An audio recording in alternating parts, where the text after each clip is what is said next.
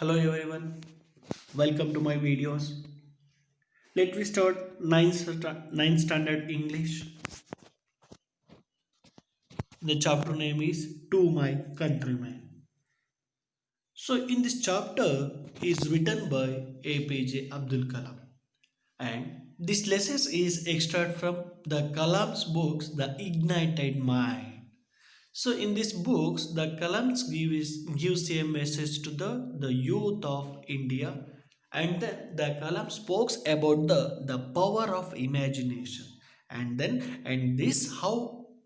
how this power to makes all difference between the winner and loser. So in my previous class, so we have to studying about that according to the Kalam.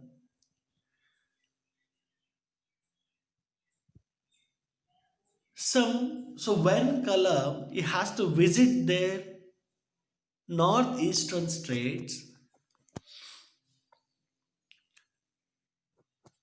Tripura, Assam, and then Jharkhand.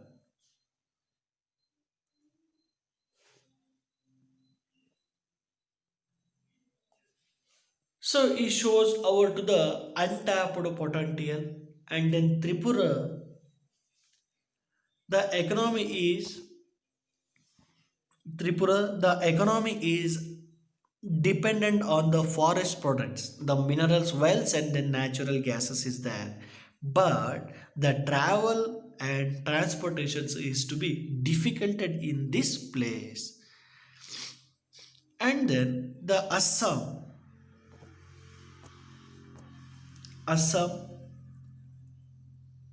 So it is so in this the ingredient required to the development of economy are in the Assam states, but there is a insurgency and unrest among these people of this the western place in Assam, and then Jharkhand.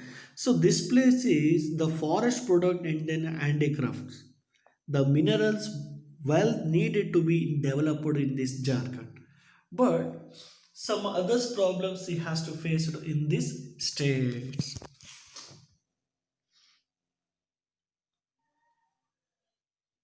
So a focused mission will be the integrated the places for this in this western place. But still today, let me start the some other states it will be realized to such as achieved for some of our efforts and made be the channel developments. So which are the states it will be the development? Okay, let me start and then read now.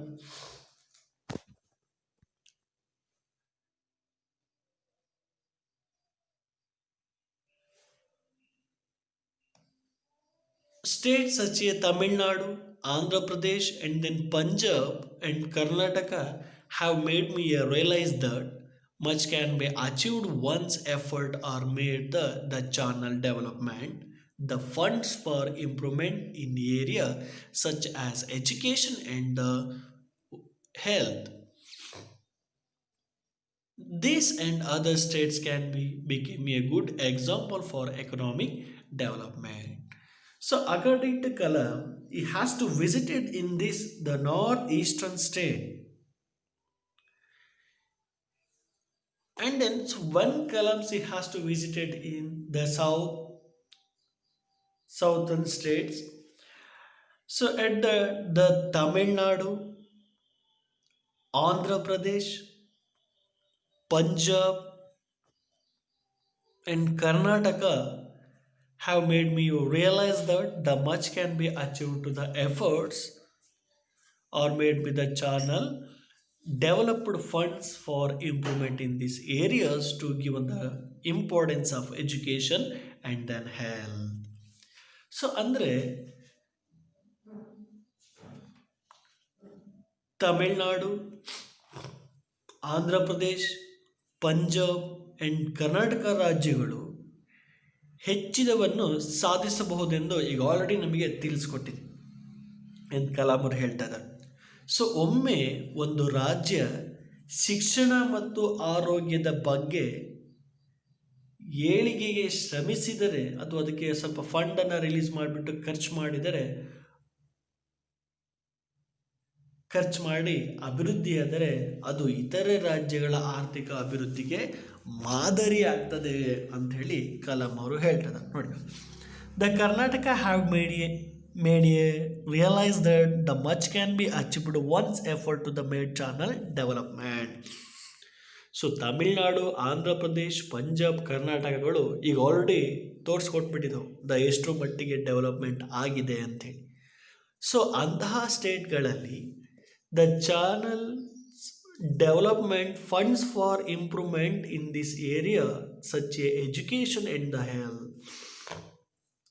So ಇಂತಹ ಸ್ಟೇಟ್ಗಳಲ್ಲಿ ಶಿಕ್ಷಣಕ್ಕೆ ಮತ್ತು ಆರೋಗ್ಯಕ್ಕೆ ಜನರ ಏಳಿಗೆಗಾಗಿ ಸ್ವಲ್ಪ ಹಣವನ್ನು ಖರ್ಚು ಮಾಡಿ ಅಭಿವೃದ್ಧಿ ಆದರೆ, ಸೊ ಅಂತಹ ಸ್ಟೇಟ್ಗಳು these and other state can be a good examples for the economic development. So ಇವು ಇತರೆ ರಾಜ್ಯಗಳಿಗೆ ಆರ್ಥಿಕ ಅಭಿವೃದ್ಧಿಗೆ ಮಾದರಿ ಆಗ್ತದೆ ಅಂತ ಹೇಳಿ ಕಲಾಂ ಅವರು ಹೇಳ್ತಾ ಇದ್ದಾರೆ. And the next answer, so our intellectual forms. So intellectual forms ಅಂದರೆ ಬೌದ್ಧಿಕ ಜ್ಞಾನವಂತ ಚರ್ಚಾ ಸಭೆಗಳು ಅಂಥೇಳಿ ನಾವು ಕೇಳ್ತೀವಿ. And then political platform, so ರಾಜಕೀಯ ವೇದಿಕೆಗಳು. ಅಕಾಡೆಮಿಕ್ ಇನ್ಸ್ಟಿಟ್ಯೂಷನ್ ಅಂತ ಹೇಳಿದ್ರೆ ಶಿಕ್ಷಣ ಸಂಸ್ಥೆಗಳು. And chambers of commerce, so ವಾಣಿಜ್ಯ ಮಂಡಳಿಗಳು are full of discussion and debates. So ಇಲ್ಲಿ ಏನಾಗ್ತದೆ ಅಂತ ಹೇಳಿದ್ರೆ ಸಂಭಾಷಣೆಗಳು ಅಥವಾ ಚರ್ಚೆಗಳಿಂದ ಸದಾ ತುಂಬಿರ್ತದೆ. ಯಾವುದ್ಯಾವುದು? ದ ಇಂಟಲೆಕ್ಚುಯಲ್ ಫಾರ್ಮ್ಸ್, ಸೊ ಬೌದ್ಧಿಕ ಜ್ಞಾನವಂತ ಚರ್ಚಾ ಸಭೆಗಳು, ರಾಜಕೀಯ ಸಭೆಗಳು, ಅಕಾಡೆಮಿಕ್ ಇನ್ಸ್ಟಿಟ್ಯೂಷನ್ ಅಂತ ಹೇಳಿದ್ರೆ ಶಿಕ್ಷಣ ಸಂಸ್ಥೆಗಳು, the chambers of commerce, the ವಾಣಿಜ್ಯ ಮಂಡಳಿಗಳು ಯಾವಾಗಲೂ ಕೂಡ ಏನಾಗ್ತದೆ, it will be the discussion and debates, ಚರ್ಚೆ ಮತ್ತು ವಾದಗಳಿಂದ ತುಂಬಿರ್ತದೆ. So there is noise, a lot of it in fact.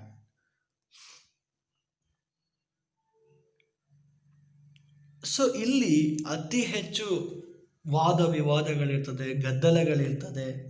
ಈ ಚರ್ಚೆ ವಿಷಯದಲ್ಲಿ ಗದ್ದಲವಿರುವುದಂತೂ ನಿಜ. ಆದರೆ ದೇರ್ ಆರ್ ಎಂಡ್ಲೆಸ್ ಡಿಬೇಟ್ಸ್, ಆದರೆ ಈ ವಾದ ವಿವಾದಗಳಿಗೆ ಎಂಡ್ಲೆಸ್ ಅನ್ನೋದಿಲ್ಲ. ಸೊ ಅಷ್ಟೊಂದು ಏನಾಗ್ತದೆ ವಾದ ವಿವಾದಗಳು ಎಲ್ಲ ಪ್ರಾಬ್ಲಮ್ಗಳಲ್ಲೂ ಕೂಡ ನಾವು ನೋಡ್ತಾ ಇರ್ತೀವಿ.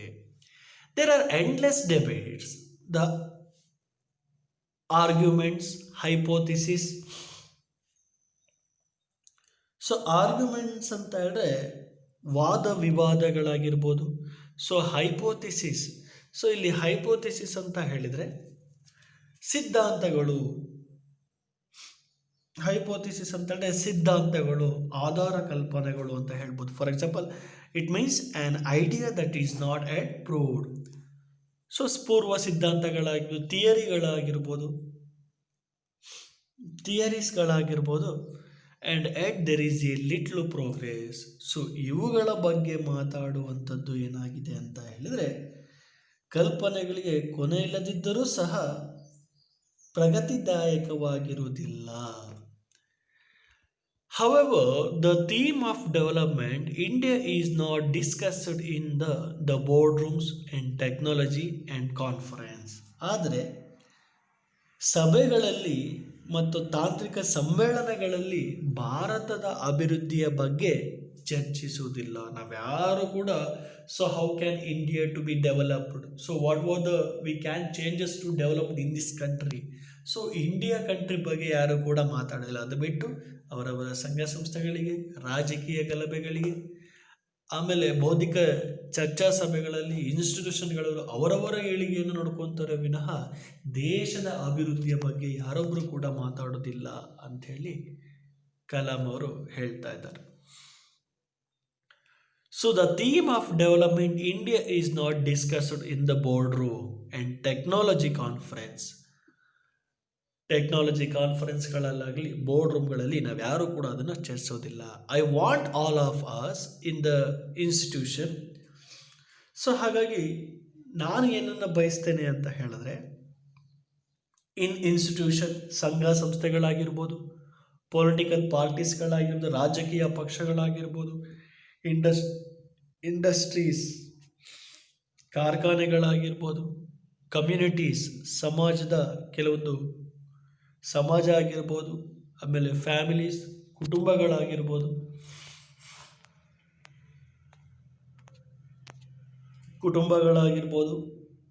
So individuals, so at every level to take a full responsibility for what is a good or bad in our situation.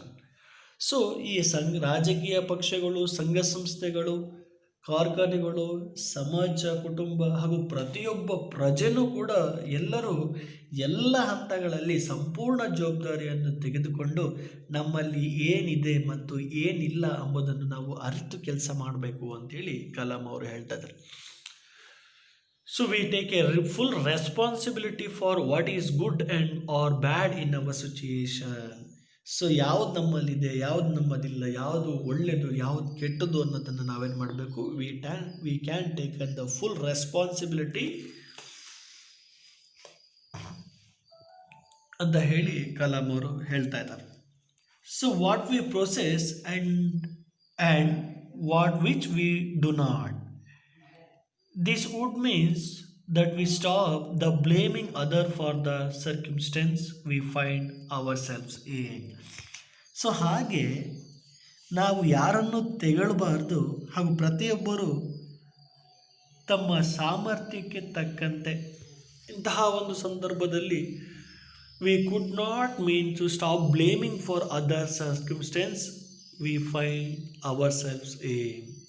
So circumstances ಅಂತ ಹೇಳಿದ್ರೆ ಎಂತಹ ಒಂದು ಸಂದರ್ಭನೇ ಆಗಿರ್ಬೋದು ಅಥವಾ ಒಂದು ಪ್ರಸಂಗದಲ್ಲೇ ಆಗಿರ್ಬೋದು, we cannot blame for others, ಬೇರೆಯವರನ್ನು ನಾವು ತೆಗಳಬಾರ್ದು ಅನ್ನೋದನ್ನು ನಾವು ಕಂಡ್ಕೋಬೇಕು ಅಂತ ಹೇಳ್ತಾರೆ. And then taking responsibility also the means the willingness to exercise our ability to the fullest. So ಇಲ್ಲಿ ಕಲಾಂ ಅವರು ಏನು ಹೇಳ್ತಿದ್ದಾರೆ ಅಂತ ಹೇಳಿದ್ರೆ, ಪ್ರತಿಯೊಬ್ಬರು ತಮ್ಮ ಸಾಮರ್ಥ್ಯಕ್ಕೆ ತಕ್ಕಂತೆ ಜವಾಬ್ದಾರಿಗಳನ್ನು ತೆಗೆದುಕೊಂಡು ಕೆಲಸ ಮಾಡಲು ಮನಸ್ಸು ಮಾಡಬೇಕು. ಸೊ ಹೀಗೆ ಮಾಡಿದರೆ this will makes the worthful of enjoy and benefit that to come with efforts. So ಹೀಗೆ ನಾವು ಮಾಡಿದಾಗ ಮಾತ್ರ ನಮ್ಮ ಪ್ರಯತ್ನಕ್ಕೆ ತಕ್ಕ ಪ್ರತಿಫಲ ಎಲ್ಲರಿಗೂ ಸಿಗ್ತದೆ. That enjoying the benefit that is to come with efforts. ನಮ್ಮ ಪ್ರಯತ್ನಕ್ಕೆ ಸಕ್ಕ ಪ್ರತಿಫಲ ಸಿಕ್ಬಿಟ್ಟು ನಾವೆಲ್ಲ ಕೂಡ ಏನಾಗ್ತೀವಿ, ಡೆವಲಪ್ ಆಗ್ತೀವಿ ಅಂತ ಹೇಳಿ ಈ ಸ್ಥಾನದಲ್ಲಿ ಕಲಾಂ ಅವರು ಏನು ಮಾಡ್ತಾ ಇದ್ದಾರೆ, ಹೇಳ್ತಾ ಇದ್ದಾರೆ. ಸೊ ಹಾಗೆ the Kalam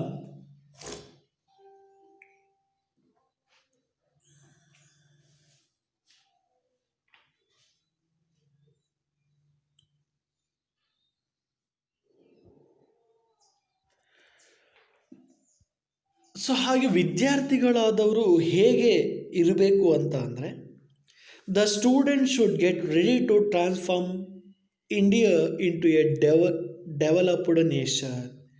so ignited your minds and think big.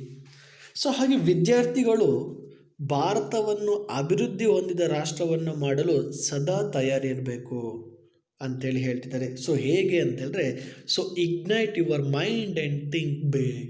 So ನಮ್ಮ ಆಲೋಚನಾ ಸಾಮರ್ಥ್ಯ ಅನ್ನೋದು ನಮ್ಮಲ್ಲಿ ದೊಡ್ಡದಾಗಿದ್ದರೆ definitely we will developed in India. So ವಿದ್ಯಾರ್ಥಿಗಳಲ್ಲಿ ಕನಸು ಕಾಣಬೇಕು. ಸೊ ಹಾಗೆ ಅದನ್ನು ನನಸು ಮಾಡುವಂಥ ಆಲೋಚನೆ ಆ ಥರಲ್ಲಿ ಬರಬೇಕು.